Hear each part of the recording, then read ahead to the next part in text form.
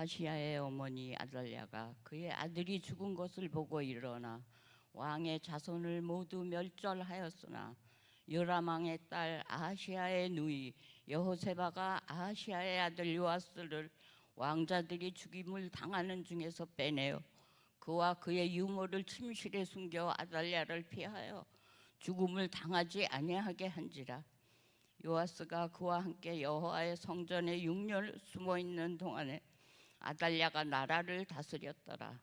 7째 해에 여호야다가 사람을 보내 가리 사람의 백부장들과 호위병의 백부장들을 불러 데리고 여호와의 성전으로 들어가서 그들과 언약을 맺고 그들에게 여호와의 성전에서 맹세하게 한 후에 왕자를 그들에게 보이고 명령하여 이르되 너희가 행할 것이 이러하니 안식일에 들어온 너희 중 3분의 1은 왕궁을 주의하여 지키고 3분의 1은 스루문에 있고 3분의 1은 호위대 뒤에 있는 문에서 이와 같이 왕궁을 주의하여 지키고 안식일에 나가는 너희 중 2대는 여호와의 성전을 주의하여 지켜 왕을 호위하되 너희는 각각 손에 무기를 잡고 왕을 호위하며 너희 대열을 침범하는 모든 자는 죽이고 왕이 출입할 때에 시위할지니라 하니 백부장들이 이에 제사장 여호야다의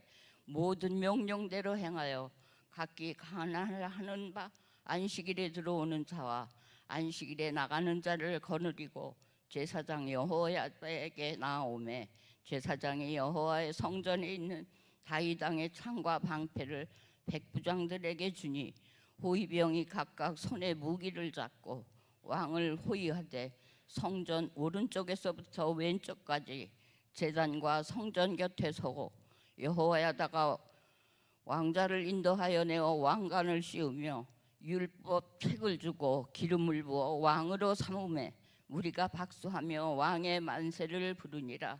아멘. 어저께 축구 보셨나요? 네, 어제 축구가 요르단에 저희가 이제 완패를 했는데요. 보면서 참 답답한 그런 축구 경기였습니다. 제가 오늘 설교의 제목을 왕좌에 앉을 자 이렇게 지었는데 아시안컵 우승 왕좌에 앉을 나라는 또 한국은 아니었던 것 같습니다. 오늘 사실 이 본문의 내용은 어제 축구는 너무 재미없었지만 이 본문은 마치 무슨 드라마 한 편으로 제작해도 될 것 같은 정말 재밌는 그런 스토리다라는 생각이 듭니다.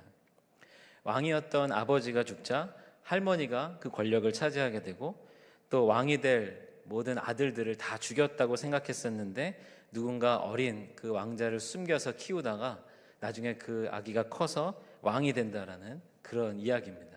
마치 어떤 드라마의 이제 간략한 줄거리를 말씀드린 것 같은데요. 지난 시간에 이제 열왕기하 10장에서 하나님께서 예후를 통하여서 이제 아합의 가문 북이스라엘 왕조를 이제 심판하십니다. 그래서 아합의 그 왕조가 완전히 멸절되는 것 우리가 이제 지난 시간까지 함께 살펴봤는데요. 그런데 이때 이제 아합의 왕조 마지막 왕이었던 이제 요람 왕이 죽음을 당할 때 예후에게 죽임 당할 때 이때 또 같이 함께 죽임을 당한 그런 왕이 있었습니다. 이제 북이스라엘의 아합 왕조의 마지막 왕은 요람 왕이었는데요.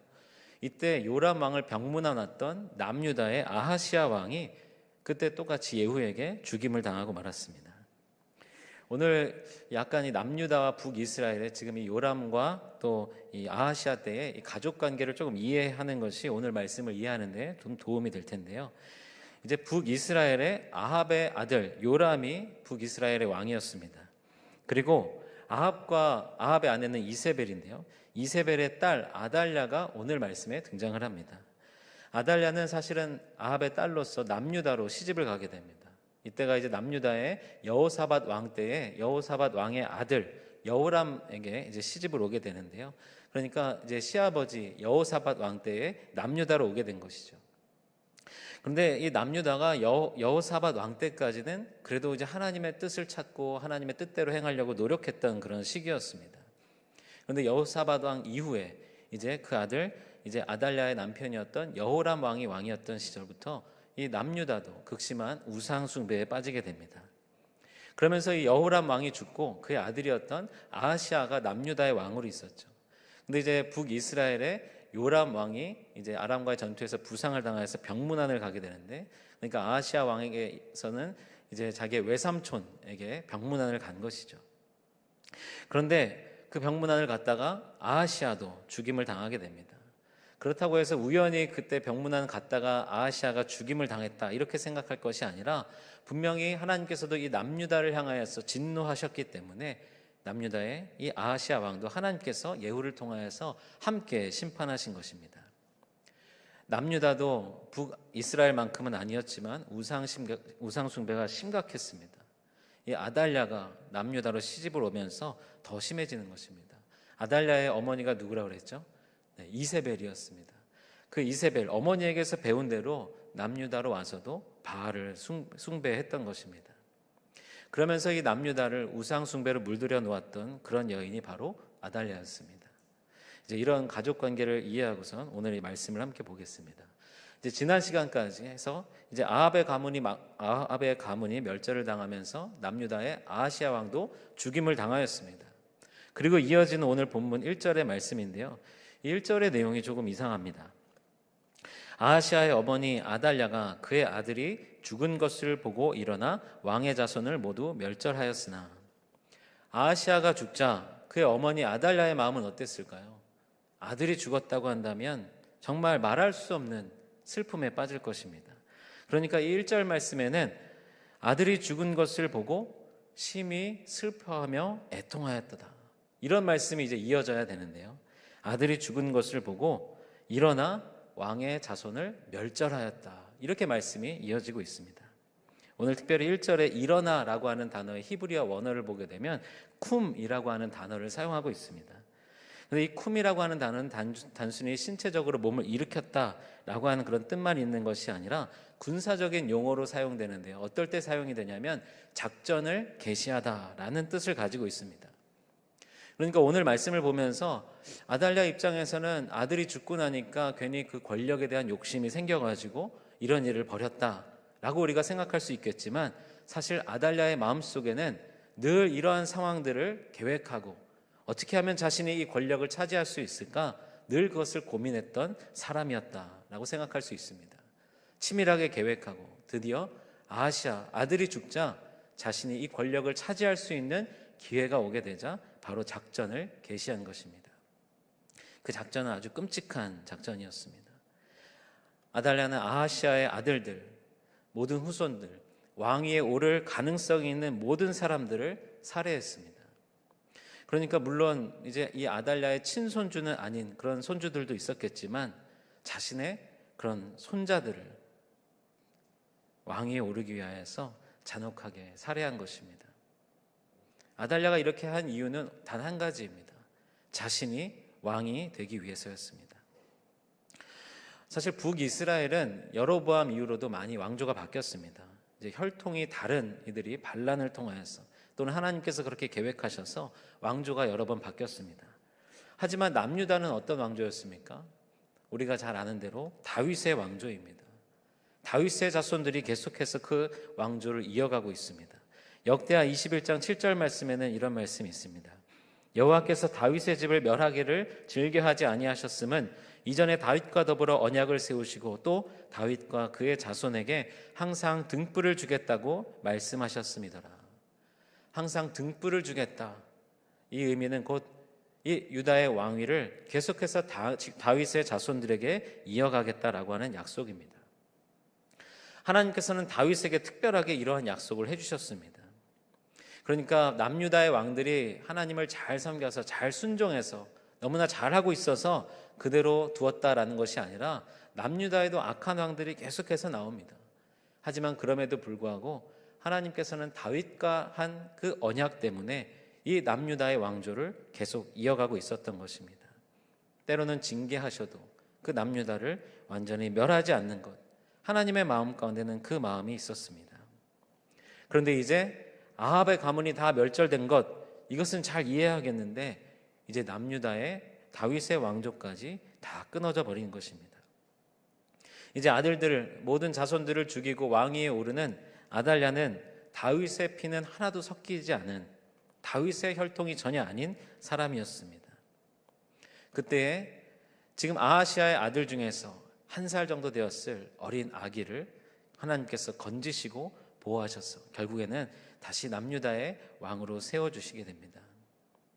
오늘의 이 과정 속에서 우리가 기억할 것은 하나님께서 하신 다윗과의 언약, 하나님의 말씀, 하나님의 약속을 기억하는 자, 그 약속을 끝까지 믿고 신실하게 그 하나님의 언약을 기대하는 자, 그들의 삶과 하나님의 언약을 잊어버렸거나 아니면 무시하고 있는 사람의 모습이 어떻게 차이가 나는지를 우리가 함께 보게 될 것입니다. 오늘 이제 이 어린 아기, 이제 요아스 왕인데요. 이 요아스 왕이 다시 다윗의 왕조가 회복되어서 왕위에 오르기까지 등장하는 2명의 중요한 등장인물이 있었습니다. 먼저 2절 말씀 보게 되면 요람 왕의 딸 아하시아의 누이 여호세바가 아하시아의 아들 요아스를 왕자들이 죽임을 당하는 중에서 빼내어 그가 그의 유모를 침실에 숨겨 아달랴를 피하여 죽임을 당하지 아니하게 한지라. 그러니까 지금 이 여호세바라고 하는 여인이 아하시아의 아들 요아스를 지금 몰래 숨겨서 지금 그를 빼내어 갔다라는 것입니다. 그래서 이 아달랴의 잔혹한 이 사륙 가운데서도 이 요아스를 건질 수 있었던 것입니다. 이 여호세바는 이 요아스의 고모였습니다. 고모를 통하여서 간신히 목숨을 건지고, 그리고 어디서 키웠다고 했습니까? 이제 그를 성전에서 6년 동안 그를 키웠다라고 했습니다. 그러니까 이 성전에서 키웠다라고 했을 때 그럼 걸리지 않았을까? 그런 생각을 할 수도 있는데요. 어쩌면 이 아달랴의 눈을 피해서 이 요아스를, 어린 아기를 키울 수 있는 가장 좋은 장소가 성전이었을 것입니다. 왜냐하면 아달랴는 무엇을 숭배하는 사람이었나요? 바알을 숭배하는, 우상을 숭배하는 여인이었습니다. 그러니까 예루살렘 성전에는 특별히 관심이 없었습니다. 값진 것, 진귀한 것, 이것만 빼내갈 생각만 하였지 그 성전에 들어가서 제사를 드릴 생각을 하지 않았을 것입니다. 그렇게 6년 동안을 성전에서 숨어서 키웠는데요. 3절 말씀에 보게 되면 6년을 숨어 있는 동안에 아달랴가 나라를 다스렸다, 이렇게 기록하고 있습니다. 그러니까 아달랴는 이 기간 동안에 남유다의 왕이 되었던 것입니다. 그리고 이제 이 요아스가 7살이 되던 때에 또 한 사람이 등장합니다. 4절 말씀에 보게 되면 7째 해에 여호야다가 사람을 보내 가릿 사람의 백부장들과 호위병의 백부장들을 불러 데리고 여호와의 성전으로 들어가서 그들과 언약을 맺고 그들에게 여호와의 성전에서 맹세하게 한 후에 왕자를 그들에게 보이고, 여호야다라고 하는 사람이 등장하고 있습니다. 오늘 이 열왕기하 본문에는 설명되어 있지 않지만 이 여호야다라는 사람은 아까 이 어린 요아스를 데리고 나왔던 요아스의 고모 여호세바의 남편입니다. 그러니까 이 요아스의 고모부가 되는 것이죠. 그런데 이 여호야다는 제사장이었습니다. 제사장이면서 이 요아스를 구했던 여호세바의 남편이었던 것이죠. 그리고 그가 계획한 것은 이제 다윗 왕조의 복원이었습니다. 아마도 6년 동안 숨어서 이 요아스를 키우다가 이제는 드디어 때가 되었다라고 생각되었을 것입니다. 어쩌면 하나님께서 지금 이 여호야다에게 요아스를 왕위에 오르라고, 요아스를 왕위에 세우도록 그 마음을 주셨을 것입니다. 오늘 하나님께서 다윗에게 하신 그 약속, 그 언약을 믿고 기다렸던 이들, 여호세바와 여호야다와 같은 사람들은 자신의 그 위협을 무릅쓰고 다윗 왕조의 마지막 혈통이었던 어린 아기 요아스를 건지고 그를 성전에 숨겨서 키우고 자라게 하고 그를 양육시키고, 그리고 이제 그를 왕위에 다시 세우고자 하고 있는 것입니다. 12절 말씀을 보게 되면 여호야다가 왕자를 인도하여 내어 왕관을 씌우며 율법책을 주고 기름을 부어 왕으로 삼음에 무리가 박수하며 왕의 만세를 부르니라. 드디어 이제 요아스가 왕위에 오르게 됩니다. 이제 여호야다는 이제 호위병들을 데리고 성전에서 요아스에게 기름을 부어서 왕위에 오르게 하고 있습니다. 오늘 12절 말씀 보게 되면 왕관을 씌웠다라고 되어 있는데요. 왕관을 씌웠다라고 하는 것은 이제 왕으로서의 권위가 주어졌다라고 하는 의미이고, 또 율법책을 주었다라는 것은 이제 하나님의 말씀대로 통치하는 왕이 되는 것, 이것을 상징하는 것입니다. 또 기름을 부었다라고 하는 것은 그냥 세워진 왕이 아니라 하나님이 세우신 왕, 하나님이 인정하신 왕이라는 것을 의미합니다. 말씀 그대로 하나님께서 계획하셨고 하나님께서 보호하셨고 하나님께서 그 권위를 허락하시고 하나님의 말씀을 따라 순종할 왕으로 요아스를 세우시는 것입니다. 하나님께서 다윗에게 하신 그 언약, 지금 요아스의 생존을 모르는 사람들에게는 그 언약이 이제 끊어졌다라고 여겨졌겠지만, 그러나 그 언약을 믿고 요아스를 숨기고 요아스를 키우고 그리고 요아스를 이제 왕에 다시 세울 계획을 세우고 있었던 여호세바와 여호야다, 그리고 이 요아스를 따르는 이들, 그들에게는 이 다윗에게 하신 하나님의 언약이 여전히 살아서 역사하고 있었던 것입니다. 그렇게 이 여호야다를 통하여서 요아스가 왕으로 세워지게 되는데요. 그런데 반면 하나님의 이 말씀, 다윗에게 하신 약속, 이것에는 관심이 없고 자신의 욕심, 권력의 의지만 강했던 아달랴의 모습은 어땠을까요? 처참하게 그 왕위에 오를 왕자들을 살육한 것, 그리고 지금 이제 이어지는 장면에서도 지금 자신의 욕심 때문에 이러한 일이 벌어졌음에도 불구하고 그 잘못을 깨닫지 못하게 됩니다. 오늘 이 아달랴의 모습을 보면 예수님이 태어나셨을 당시에 2살 미만의 아이들을 모두 죽이도록 명령했던 헤롯의 모습이 떠오릅니다. 헤롯은 왜 그렇게 했습니까? 자신의 왕위가, 왕권이 위협받는 것, 그 왕위를 튼튼히 하기 위하여서, 또 다른 왕이 생기지 않도록 하기 위하여서 이런 끔찍한 일을 벌인 것입니다. 자신의 왕위를 위해서, 자신의 욕심을 위해서는 다른 이들을 이렇게 죽여도 괜찮다라고 생각하는 것이죠. 욕심은 죄로 연결됩니다. 우리 야고보서 말씀에 욕심이 잉태한즉 죄를 낳고 죄가 장성한즉 사망을 낳느니라. 이 욕심은 죄로 연결되고 죄는 사망으로 연결됩니다. 오늘 그 사망으로 연결되는 결과를 이제 아달랴가 맞이하게 되는데요.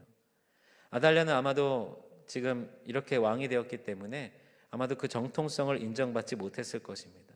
대개는 이런 왕들이 어떻게 정치를 하나요? 악하게 폭정을 하게 되죠. 아달랴의 모습도 다르지 않았을 것 같습니다. 그렇기 때문에 이 요아스를 보게 된 많은 사람들, 백성들, 호위병들이 바로 이 요아스를 높이면서 따르는 것을 보게 됩니다.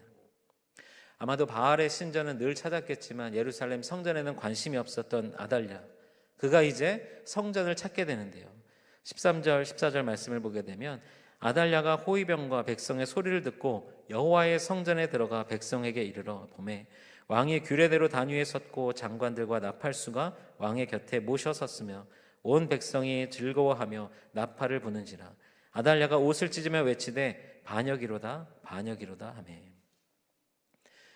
단 위에 서 있는 어린 왕, 그리고 그 앞에 도열한 신하들의 모습, 또 왕의 행차 때 부르는 그 나팔을 나팔수들이 부르고 있습니다. 아마도 아달랴는 그때에서 지금 무슨 일이 벌어졌는지를 깨달았겠지만 아달랴가 지금 뭐라고 외치고 있습니까? 반역이로다 반역이로다 이렇게 외치고 있습니다. 사실 반역은 누가 한 것입니까? 아달랴 자신이 왕위에 오를 자격도 없고 다윗의 자손도 아님에도 불구하고 끔찍한 사륙을 벌이고 자신이 반역을 일으키고 왕위에 올랐으면서도 지금 이러한 상황이 벌어졌을 때에 오히려 그들을 향하여서 반역이다라고 외치고 있습니다.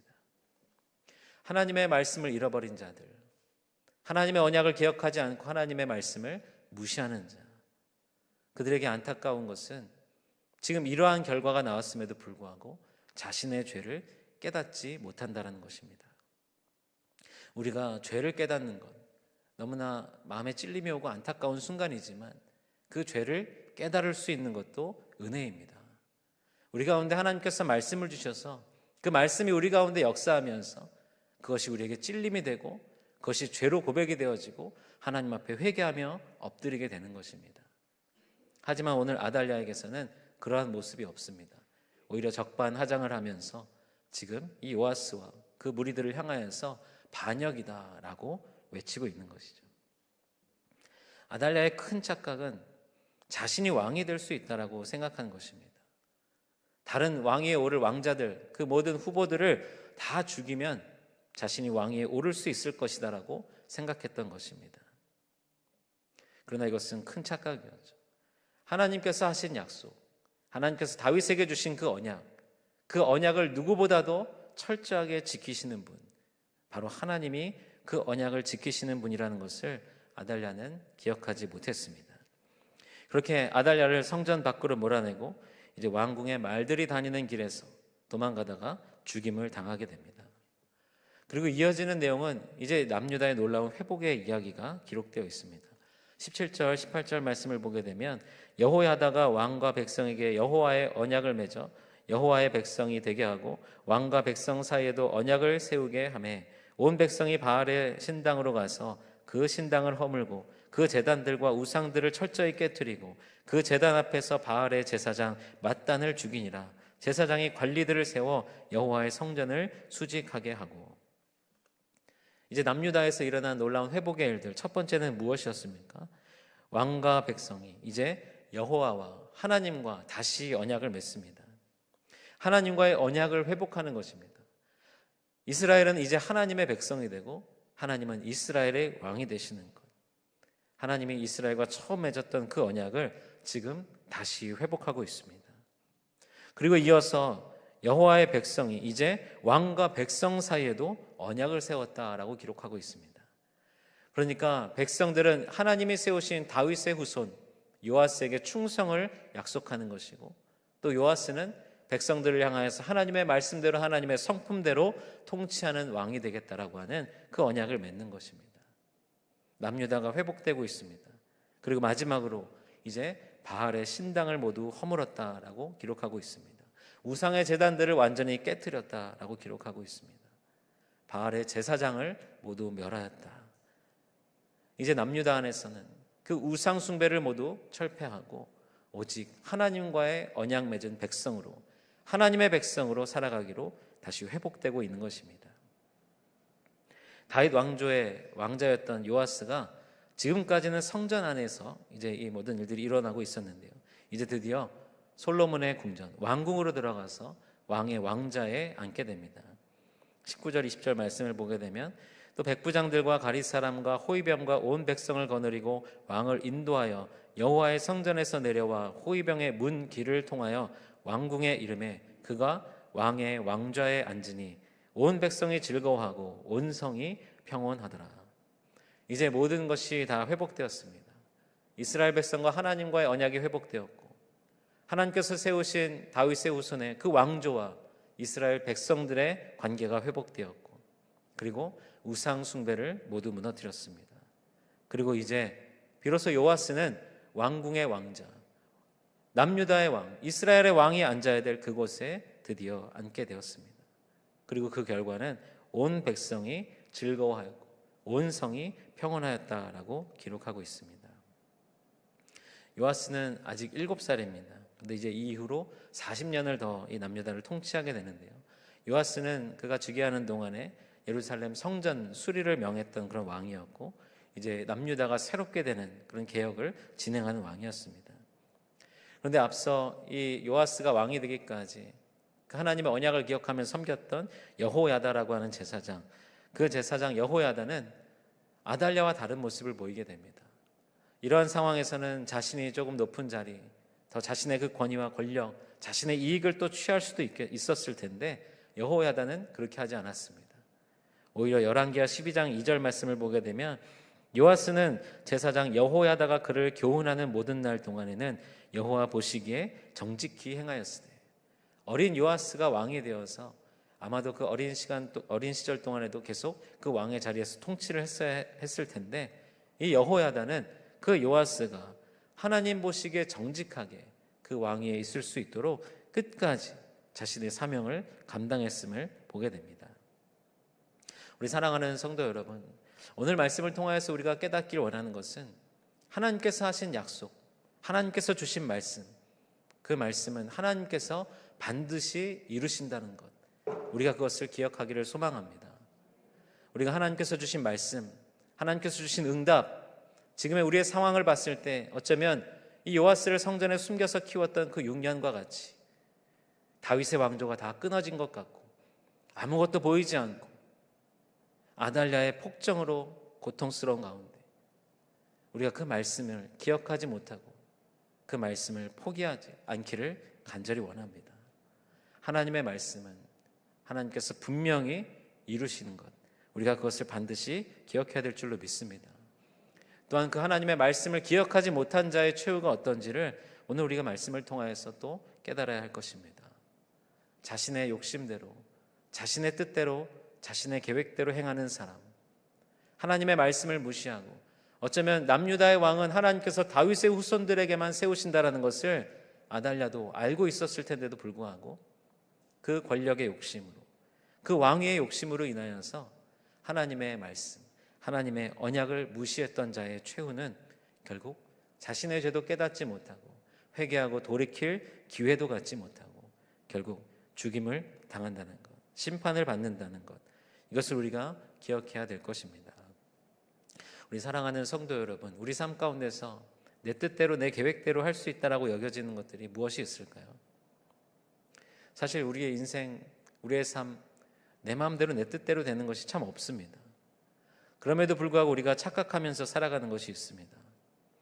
내 시간은 내 마음대로 해도 되고, 내 생각은 내가 마음대로 해도 되고, 내 마음은 내가 마음대로 먹어도 되는 것, 그렇게 나의 마음대로 할 수 있다라고 착각하며 살아가는 것들이 있습니다.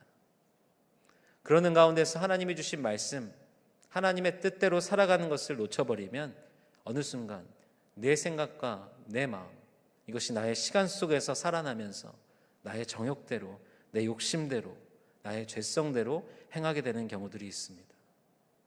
오늘 우리 이 아달랴의 이야기, 또 여호세바와 여호야다의 이야기를 기억하시면서 오늘도 우리의 삶 가운데 늘 동행하시는 하나님이 우리의 왕 되심을 기억하는 저와 여러분들 되시기를 주님의 이름으로 축원합니다.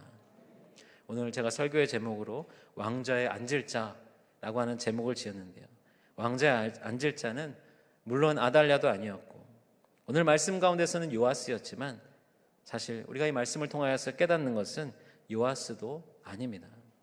바로 하나님, 우리의 마음의 왕자, 우리의 삶의 왕자에 앉으실 분, 오직 하나님이신 것을 기억하시면서 내 뜻대로, 내 생각대로, 내 욕심대로 하는 것이 아니라 우리에게 주신 말씀 가운데서 하나님이 우리의 삶의 왕이시고 하나님이 내 삶의 주인이심을 고백하시면서 오늘도 그 삶 가운데 하나님의 인도하심 가운데 순종하시는 저와 여러분들 되시기를 주님의 이름으로 축원합니다.